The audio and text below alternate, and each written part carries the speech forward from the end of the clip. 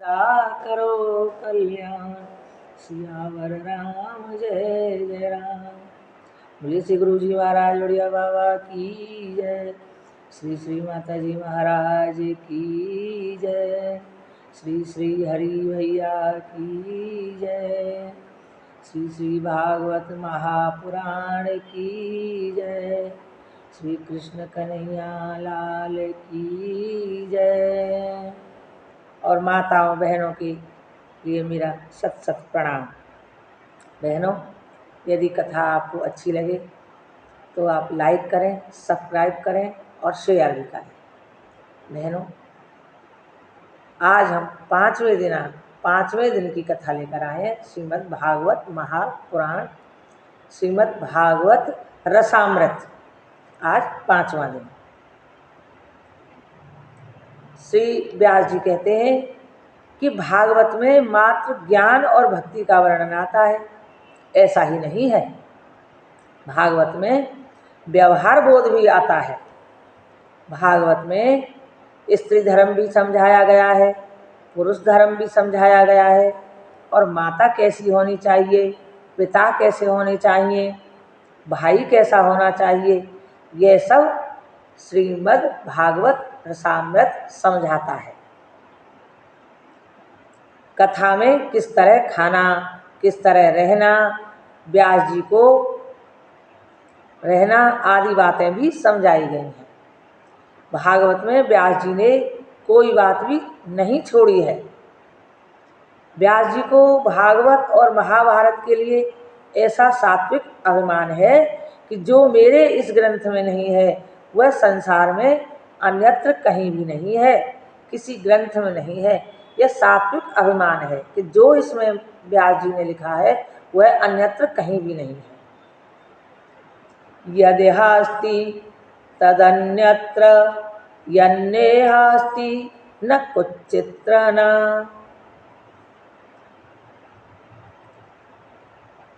कथा कहती है कि भागवत में जो है वह अन्य ग्रंथों में है। भागवत में जो है वह अन्य ग्रंथों में है। तो वृद्धावस्था में व्यास जी ने भागवत की रचना की है। भागवत की रचना के बाद व्यास जी ने कलम रख दी थी, आपके अब मुझे कुछ भी नहीं कहना, ना ही कुछ लिखना। प्रभु ने मुझे जो कुछ दिया था उसे जरा भी संकोच क्षोभ न रख कर मैंने समाज सेवा में समर्पित कर दिया है। भागवत की कथा आपके जीवन को निसंदेह बनाएगी, आपके स्वरूप का आपको बोध कराएगी। भागवत की कथा आपको परमात्मा के दर्शन के लिए आंखें देगी, यानी ऊपर की आंखों से भगवान के दर्शन नहीं होते, अंदर आत्मा की आंखों से दर्शन होते हैं। और भागवत कथा परम प्रेम का दान देगी। भागवत की, भगवान की कथा आपके स्वभाव को सुधारेगी और भागवत की कथा मरण को मंगलमय बना देगी। यह कथा अति दिव्य है। भागवत के प्रारंभ में पूजन के लिए व्यास जी ने गणपति महाराज का आवाहन किया है। गणपति महाराज प्रकट हुए। व्यास जी ने कहा, मुझे भागवत शास्त्र की रचना करानी है, पर लिखेगा कौन? तो गणपति जी ने कहा कि मैं लिखने के लिए तैयार हूँ, परंतु मैं एक क्षण भी खाली नहीं बैठूंगा। गणपति जी का वाहन भी चूहा है, और चूहा उद्योग का प्रतीक है। उद्योग करने वाला खाली न बैठना चाहे तो रिद्धि सिद्धि उसकी दासी हो जाती है। यानी मेहनत करने वाला खाली न बैठे, निरंतर श्रम करे तो रिद्धि सिद्धि उसकी दासी हो जाती है। अविरत उद्योग कीजिए, यानी निरंतर मेहनत कीजिए। एक क्षण भी ईश्वर के चिंतन के बिना न रहिए। जो खाली नहीं बैठता उसका अमंगल कभी नहीं होता। प्रत्येक कार्य के प्रारंभ में गणपति जी की पूजा की जाती है। गणपति जी का पूजन अर्थात जितेंद्रिय होना। गणपति विघ्नहर्ता हैं, और गणपति ने व्यास जी से कहा कि मैं एक क्षण भी व्यर्थ नहीं बैठूंगा, आपको 24 घंटे कथा कहनी पड़ेगी। तब व्यास जी ने कहा कि मैं जो कहूँ उसके योग्य अयोग्य होने का निर्णय करके ही आप लिखिएगा। यों गणपति महाराज हुए लेखक और व्यास जी हुए वक्ता। 100 श्लोकों के बाद व्यास जी एक कूट श्लोक कह देते थे। उसके विषय में सोचते हुए गणपति जी को समय लगता। जो कूट श्लोक बोलते थे उसके बारे में वो सोचते थे, तो उसमें समय लगता था। तो व्यास जी उसी समय का लाभ उठाकर अपने अन्य कार्य कर लेते थे। जैसा कि वर्णन आता है, चित्रकेतु राजा की 1 करोड़ रानियां थी। तो चित्रकेतु कौन है, 1 करोड़ रानियों का अर्थ क्या है, ऐसे गणपति जी सोचते। तो ऋषियों को परोक्षता बहुत प्रिय होती है। इन परोक्ष वाक्यों में बहुत कुछ कह दिया गया है। संसार के विषयों में मन रखने वाला ही चित्रकेतु है। संसार के विषयों में मन रखने वाला ही चित्रकेतु है, और सर्वचित्र उसके मन में है, वही चित्रकेतु है। वही मन जब संसार में तन्मय बनता है तब उसकी वृत्तियां करोड़ गुनी हो जाती हैं, वही हो जाती हैं। इसी कारण लिखा गया है कि 1 करोड़ रानियों के साथ वह रमण करता है, वही चित्रकेतु है। अब कथा का प्रारंभ करते हैं। 1 मिनट श्री राम नाम का मंत्र। हरे रामा राम रामा हरे हरे, हरे कृष्णा कृष्णा कृष्णा हरे हरे, हरे राम राम राम हरे हरे, हरे कृष्णा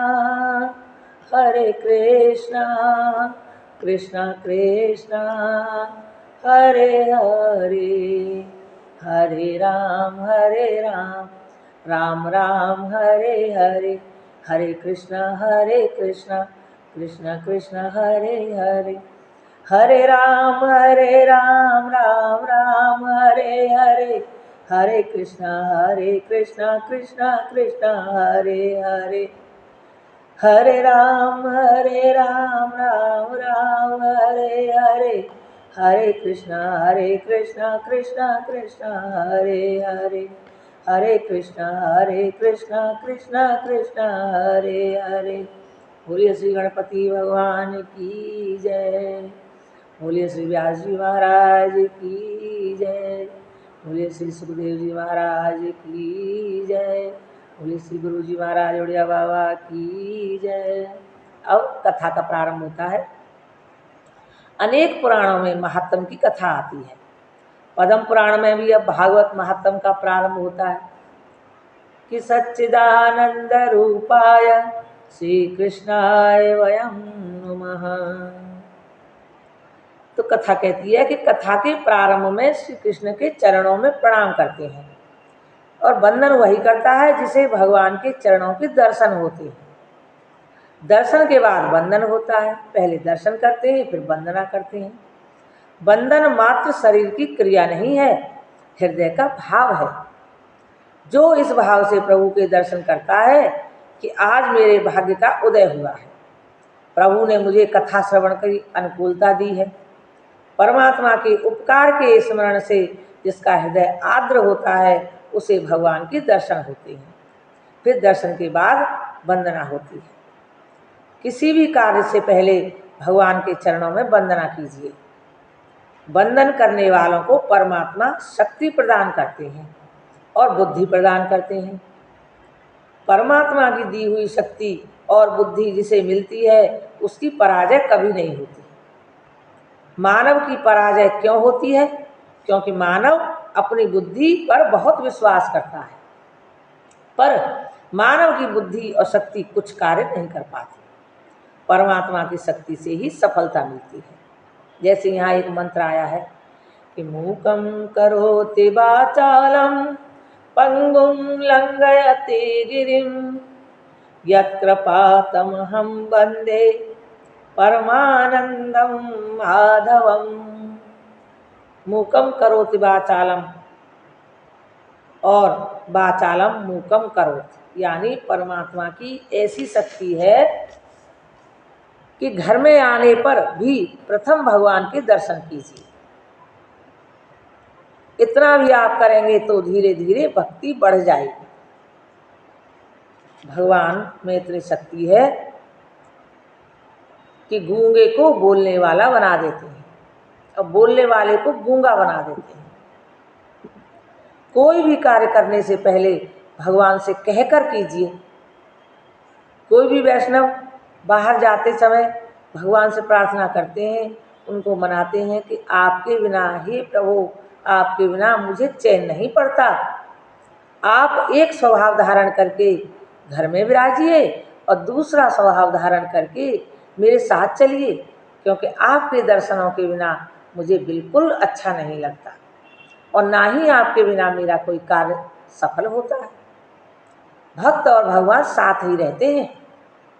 भगवान को साथ ले जाना अर्थात भगवान के स्वरूप को साथ ले जाना है। एक भाई बड़ी बड़ी बातें करते थे, भगवान के स्वरूप को लेकर यात्रा भी करते थे। तो फिर एक बार ऐसा हुआ कि सब उतरना भूल गए और भगवान को मन से साथ रख, सब उतरना भूल गए और भगवान के विग्रह को ट्रेन में ही छोड़ गए। इसलिए भगवान को मन से ही साथ रखिए। 2-3 मिनट हो जाए तो भगवान के दर्शन करिए, यानी थोड़ा सा भी भूल जाए तभी भगवान का मन से दर्शन करिए।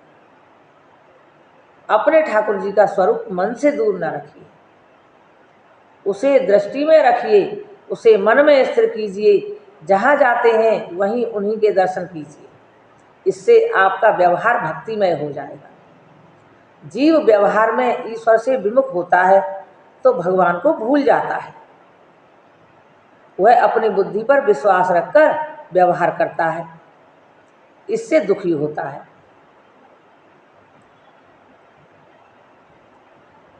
इसमें एक विग्रह के साथ ले जाने की एक कथा है, वो मैं आपको कल कहूँ। अब यहाँ अर्थ आता है श्री कृष्णाय वयम नमः। अकेले कृष्ण को नहीं, श्री कृष्ण को वंदन किया जाता है। श्री कृष्ण यानी राधा कृष्ण।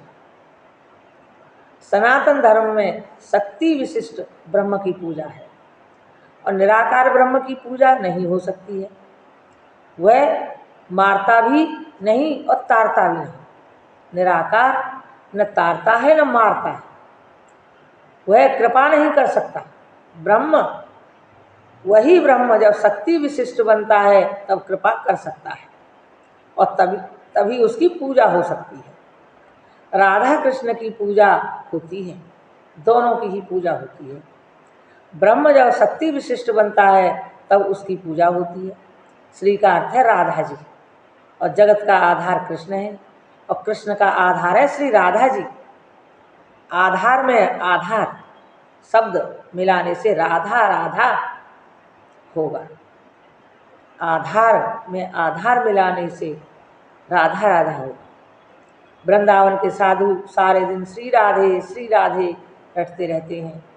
श्री राधा जी की कृपा के बिना जीव श्री कृष्ण के पास नहीं जा सकता। भागवत में लिखा है कि श्री कृष्ण को कभी क्रोध आता है, श्री कृष्ण को कभी क्रोध आता है, पर राधा जी को कभी क्रोध नहीं आता। द्रौपदी की 5 संतानों की जब हत्या की गई तब श्री कृष्ण को क्रोध आ गया था। उन्होंने अश्वत्थामा को शाप दे दिया। श्री राधा को कभी क्रोध नहीं आता। माया किसी को नहीं छोड़ती, पर राधा जी की का कीर्तन जो करता है, राधा जी के नाम का जो जाप करता है, उसे माया त्रस्त नहीं कर सकती। श्री राधा जी जीव का ब्रह्म संबंध कराती हैं। जैसे गाते हैं गिरिराज जी की परिक्रमा लगाएं, वृंदावन की परिक्रमा लगाएं, तब कहते हैं कि राधे राधे राधे राधे जपो चले आएंगे बिहारी, आएंगे बिहारी दौड़े आएंगे बिहारी, राधे राधे जपो चले आएंगे बिहारी। इस तरह आज की यह कथा यहीं विराम लेती है। कल हम एक कहानी कहेंगे विग्रह की और संत की, और छठे दिन की कथा कहेंगे। तब तक के लिए मेरा सबको राम राम, राधे राधे, प्रणाम। बहनों फिर कह रही हूँ, सब्सक्राइब करें, लाइक करें और शेयर करें, और भगवान से प्रार्थना करते रहें कि हे नाथ, हे मेरे नाथ, ऐसी कृपा कीजिए कि मैं आपको कभी न भूलूं, और यदि भूल भी जाऊं तो आप मुझे कभी न भूलें। प्रभु ऐसी कृपा कीजिए।